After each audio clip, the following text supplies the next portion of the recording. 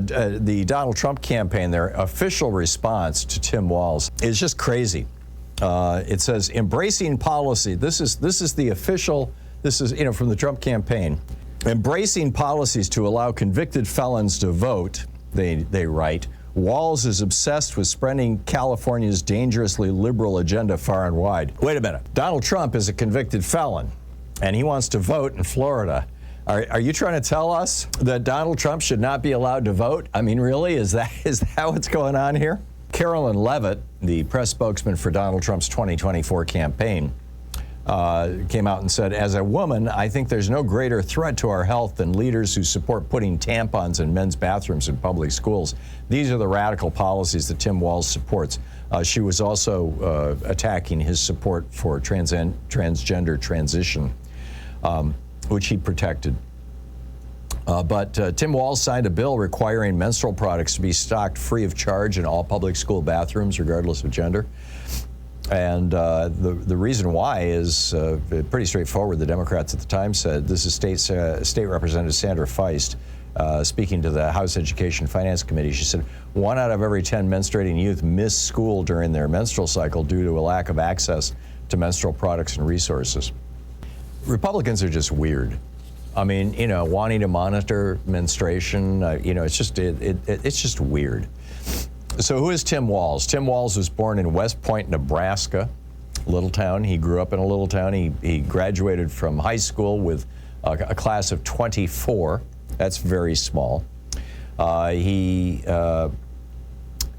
worked as a teacher. He joined the National Guard at the age of 17, trained in heavy artillery, worked in disaster response, was deployed overseas, including during the Operation Enduring Freedom, what was originally called Operation Iraqi Liberation, OIL, George Bush's war in Afghanistan and Iraq. He served in that overseas deployment, including in the Arctic. He also worked as a teacher, educating kids at the Indian Reservation in Pine Ridge, South Dakota.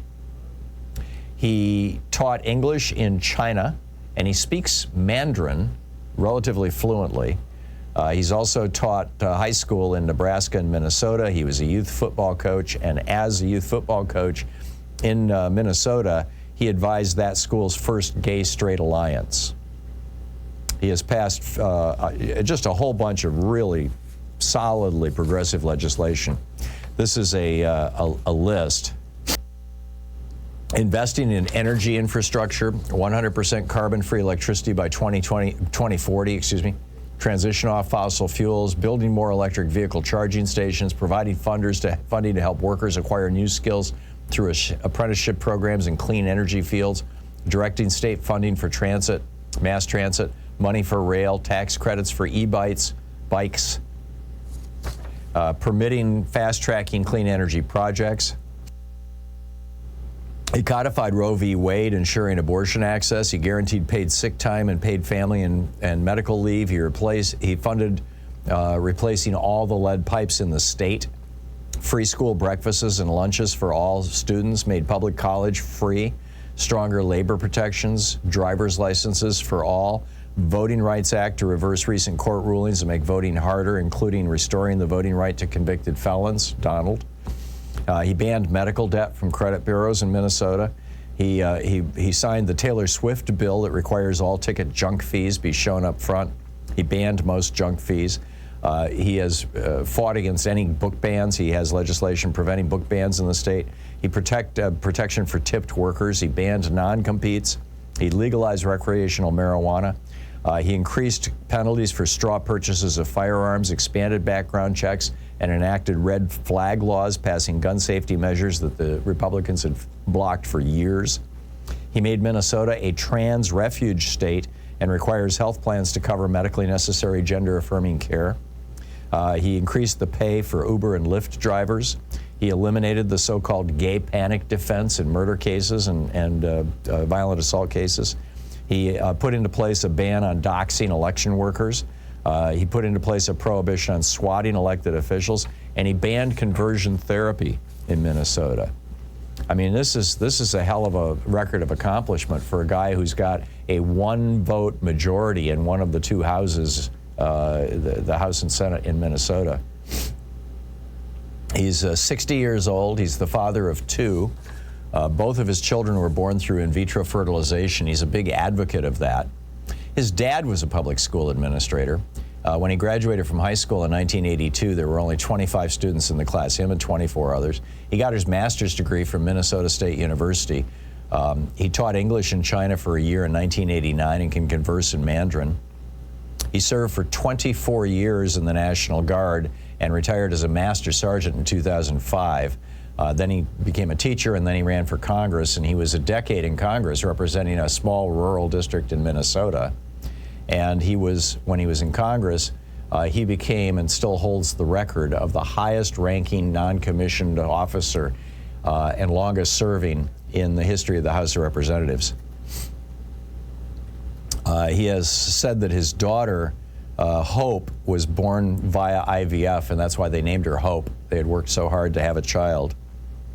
When he ran for Congress in 2006, he unseated an incumbent Republican. He has one blemish on his criminal record. In 1995, what is that, 30 years ago? He was arrested for a DWI when he was living in Nebraska. He promptly quit drinking, and he has not drank alcohol since then. He also doesn't drink coffee, although he does drink a lot of Diet Mountain Dew. When he was attacked for being a liberal and a socialist by Republicans in Minnesota, he simply said, one person's socialism is another person's neighborliness. They're going to have a hard time. I mean, they're already freaking out. Donald Trump sent out a fundraising email about an hour ago saying that Walz will be the worst VP in history, all caps, and he will unleash, in all caps, hell on earth. He will rubber stamp Kamala's Green New scam and light trillions of dollars on fire. He's already put millions in dirty cash to buy the White House. Nobody knows what Trump's talking about with regard to dirty cash. Maybe he thinks that Walz also got $10 million from an Egyptian dictator. I don't know. Anyhow, that's what I know about Tim Walz. I'm curious what you know about him, what you think about him, what your opinions are. This is an historic moment, as they say, and I am so incredibly proud of Kamala Harris and so glad that she picked Tim Walz. This is just a solid guy.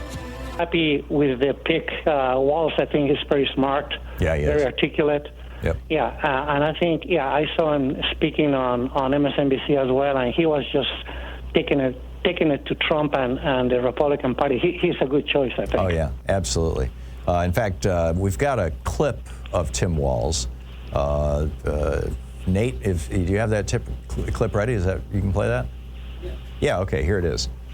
Potential running mates, you might have the most progressive record as governor. I know you were more of a moderate when you were in the House, but you've legalized recreational marijuana, you passed universal background checks on guns, you expanded LGBTQ protections, you implemented tuition-free college for low-income Minnesotans. There's free breakfast and lunch for school kids. Do you think your record is an asset to the ticket, or would it risk fueling Trump's attacks as you being a big government liberal? What a monster. Kids are eating and having full bellies so they can go learn, and women are making their own health care decisions. And we're a top 5 business state, and we also rank in the top 3 of happiness. Look, they're going to label whatever they're going to label. He's going to roll it out, mispronounce names, to try and make the case. The fact of the matter is, where you see the policies that Vice President Harris was a part of making, Democratic governors across the country executed those policies, and quality of life is higher, the economies are better, all of those things. Educational attainment is better. So, yeah, my kids are going to eat here, and you're going to have a chance to go to college, and you're going to have an opportunity to live where we're working on reducing carbon emissions. Oh, and by the way, you're going to have personal incomes that are higher, and you're going to have health insurance. So if that's where they want to label me, I'm more than happy to take the label. Have you There you go. There you go. That was Jake Tapper, by the way, on CNN, interviewing Tim Walz a while back, and it was being replayed on MSNBC, actually. But anyway.